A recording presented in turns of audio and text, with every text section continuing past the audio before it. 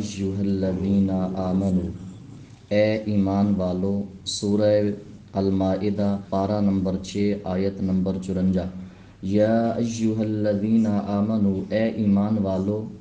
آج کی یہ جو آیت ہے، من یرتد منکم عن دینہ، جو دین سے پھر جائے گا تم میں سے، اے ایمان والو تم میں سے جو اپنے دین سے پھر جائے گا، فَسَوْفَ يَأْتِ اللَّهُ بِقَوْمٍ يُحِبُّهُمْ، اللہ ایسی قوم لے آئے گا جن سے اللہ خود پیار کرے گا، وَيُحِبُّونَهُمْ، جس قوم کو اللہ لے آئے گا وہ قوم اللہ سے پیار کرے گی، کب؟ جب تم اپنے دین سے پھر جاؤ گے۔ اور کیا ہوں گی ان کی شانیں؟ اذلۃ علی المؤمنین، جو میں قوم لے آؤں گا وہ مؤمنین پہ نرمی کریں گے، اعزۃ علی الکافرین، وہ کافروں کے لیے بڑے ہی سخت ہوں گے، میں ایسی قوم لے آؤں گا۔ اور کیا کریں گے؟ یجاہدون فی سبیل اللہ، میں ایسی قوم لے آؤں گا جو اللہ کے راستے میں جہاد کرے گی۔ اور کیا شان ہے؟ وَلَا يَخَافُونَ لَوْمَةَ لَائِمٍ، کسی دنیا دار کی ملامت سے وہ خوف نہیں کریں گے۔ ذَلِكَ فَضْلُ اللَّهِ يُؤْتِيهِ مَن يَشَاءُ، یہ اللہ کا فضل ہے، جسے چاہتا ہے عطا فرماتا ہے۔ کیوں؟ واللہ واسع علیم، اللہ وسعتوں والا ہے، علم والا ہے۔ اس آیت کا خلاصہ 2-3 باتیں ہیں۔ جو دین سے پھر جاتا ہے، اللہ فرماتا ہے میں ایسی قوم لے آؤں گا جو مجھ سے محبت کرے گی، میں ان سے محبت کروں گا۔ مومنوں پر نرمی، کافروں پر سختی، اللہ کے راستے میں جہاد، کسی ملامت کرنے والے کی ملامت کا لحاظ نہیں کرتے۔ اب یہ آیت کب نازل ہوئی؟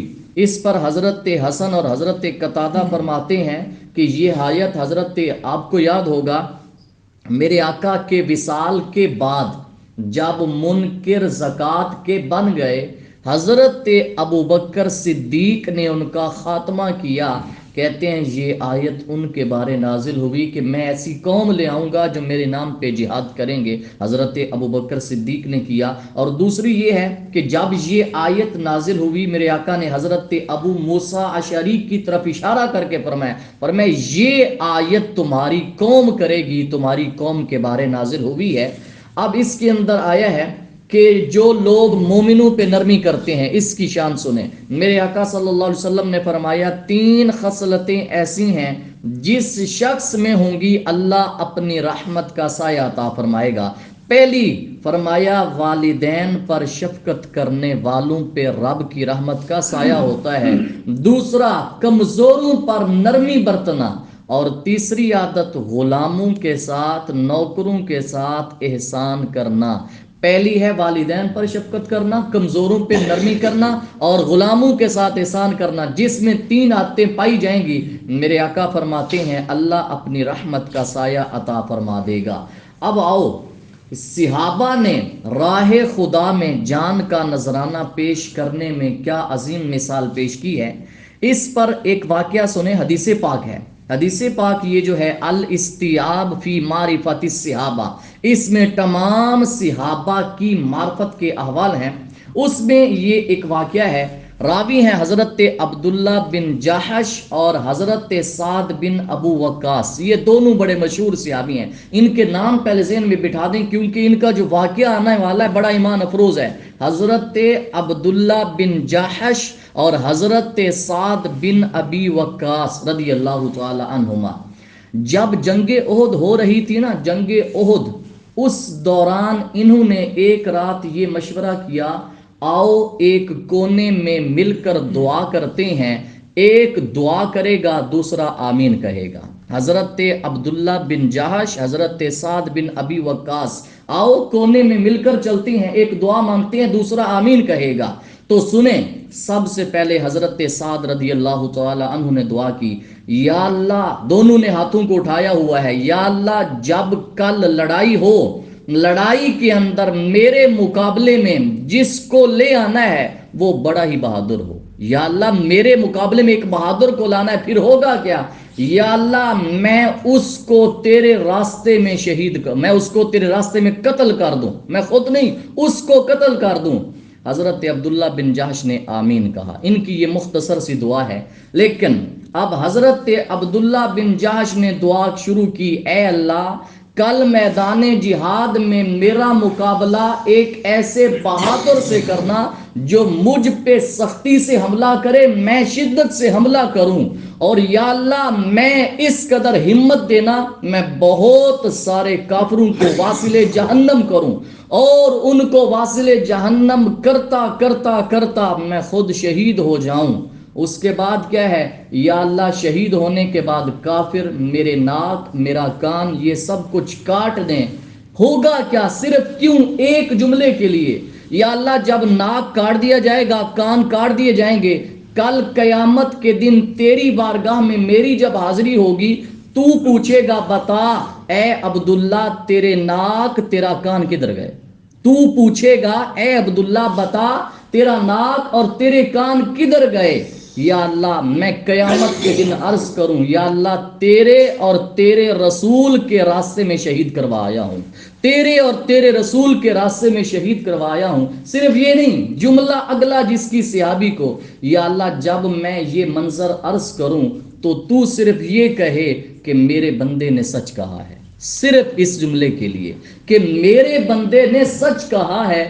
اتنی بڑی لمبی دعا کہ یا اللہ میں صرف اس لیے شہید ہونا چاہتا ہوں، کل تو کہہ دے میدان معاشر کو، کہہ دے یا کہ میرے بندے نے سچ کہا ہے کہ واقعہ ہی میرے ہی راستے میں تم کاٹے گئے ہو. کہتے ہیں حضرت سعد نے آمین کہا. پہلے انہوں نے آمین کہا، اب حضرت سعد نے آمین کہا. دوسرے دن جب لڑائی ہوتی ہے دونوں کی دعا قبول ہوتی ہے، لیکن حضرت سعد نے اپنے بیٹے کو کہا اے عبداللہ میری دعا سے بہتر حضرت عبداللہ بن جہش کی دعا بہتر تھی. وہ کیوں؟ کہتے ہیں میں نے جنگ احد میں دیکھا کافروں نے انہیں شہید کیا، شہید کرنے کے بعد کان اور ناک انہوں نے پروئے ہوئے تھے. یہ حضرت سعد کہتے ہیں میں نے خود اپنی آنکھوں سے دیکھا، اللہ نے دونوں کی دعا قبول فرما لی.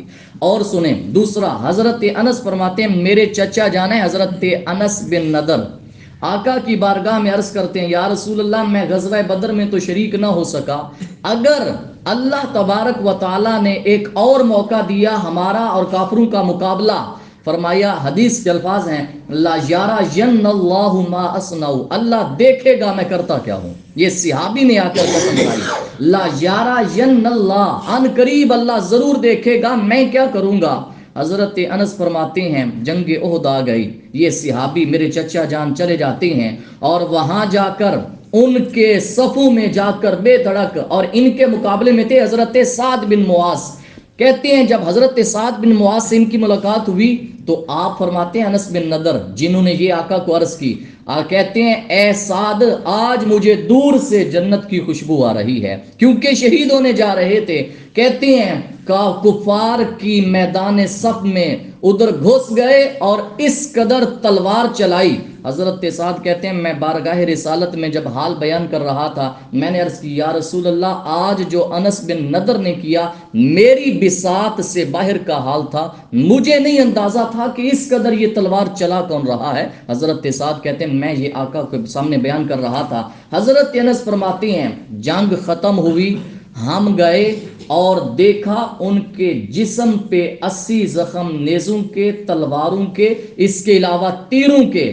کہتے ہیں مشرکین نے کان کاٹے، ناک کاٹے، مسلح کیا، کسی نے پہچان نہ پایا. آپ کی بہن نے انگلیوں کے ایک پورے سے پہچانا کہ یہ میرے بھائی کی لاش ہے، یہ میرے بھائی کا جو شہید ہوا ہے یہ ان کی میت ہے. اس قدر صحابہ نے اللہ کے راستے میں جان دینے کا نذرانہ جو تھا اس قدر جذبہ تھا. اب ایک اور آیت سنیں، اللہ تبارک و تعالی فرماتا ہے یا ایھا الذین آمنوا، اے ایمان والو، لا تتخذوا الذین اتخذوا دینکم ہزوا ولعبا من الذین اوتوا الکتاب من قبلکم. اس پورے کا ترجمہ یہ ہے اے ایمان والو نہ بناؤ ان لوگوں کو دوست جن لوگوں نے تمہارے دین کو کھیل اور مذاق بنایا ہے، ایسے لوگوں کو تم دوست نہ بناؤ. اور کن کو؟ والکفار اولیاء، اور کافروں کو اپنا دوست نہ بناؤ. اہل کتاب میں سے جو جو تمہارے شعار کی توہین کرتا ہے ان کو دوست نہ بناؤ، واتقوا اللہ ان کنتم مؤمنین، اور ڈرو اللہ سے اگر ہو تم مؤمن۔ اب یہ تو یہاں تک اگلی آیت اللہ فرماتا ہے وَإِذَا نَادَيْتُمْ إِلَى الصَّلَاةِ، اور جب اذان دی جائے نماز کے لیے، اتخذوها هزوا ولعبا، وہ منافق اذان کو مذاق سمجھتے تھے، یہ اللہ قرآن میں فرماتا ہے۔ اور دوسرا قرآن سے اذان ثابت ہے وَإِذَا نَادَيْتُمْ إِلَى الصَّلَاةِ، جب نماز کے لیے ندا دیتے ہو۔ ایک صاحب نے بتایا کہ باہر سے حضرت صاحب ایک تشریف لائے، اسی گراں کی بات ہے، انہوں نے کہا جی ٹائم بس ہونا چاہیے، نظم و ضبط ہونا چاہیے، یہ اذان یہ خواہ دی جاتی ہے، اذان کی ضرورت نہیں ہے، ہر کسی کو پتہ ہونا چاہیے ٹائم ہو گیا ہے، اب چلتے ہیں نماز کی طرف۔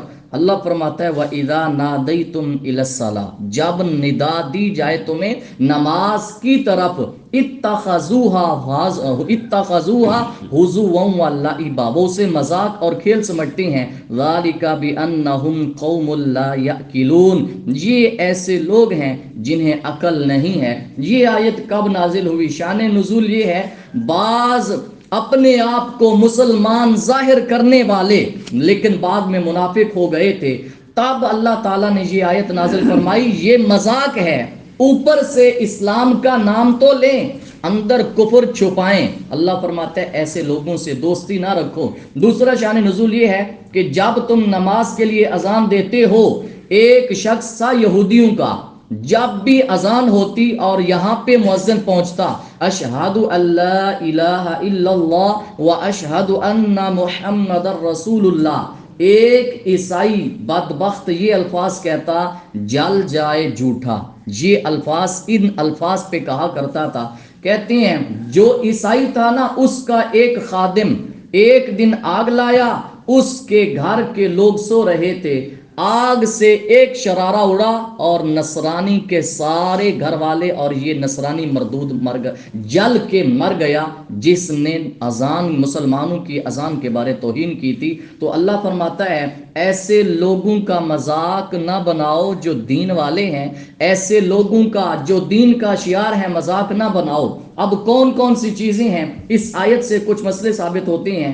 نماز پنجگانہ کے لیے اذان ہونی چاہیے، یہ قرآن سے ثابت ہے۔ دوسرا یہ ہے دین کی کسی چیز کا مذاق اڑانا کفر ہے، کسی بھی چیز کا، اگرچہ دیکھو ایک ہے فرض پہ عمل نہ کرنے والا گنہگار ہے، واجب پہ عمل نہ کرنے والا گنہگار ہے، جس نے واجب کی توہین کی ہے وہ کافر ہے، جس نے فرض کو حقارت کی نگاہ سے دیکھا ہے وہ کافر ہے۔ حتیٰ کہ میرے آقا نے ایک عمل کیا زندگی میں ایک بار، ثابت ہے حدیث سے، جس نے اس ایک عمل کو حقارت کی نگاہ سے دیکھا یہ بندہ کافر ہو جاتا ہے۔ یہ ہے اللہ تبارک و تعالیٰ فرماتا ہے۔ اب کون کون سی چیزیں ہیں؟ عالم دین کا مذاق اڑانے والا دنیاوی وجہ سے نہیں، علم کی وجہ سے کافر ہو جاتا ہے۔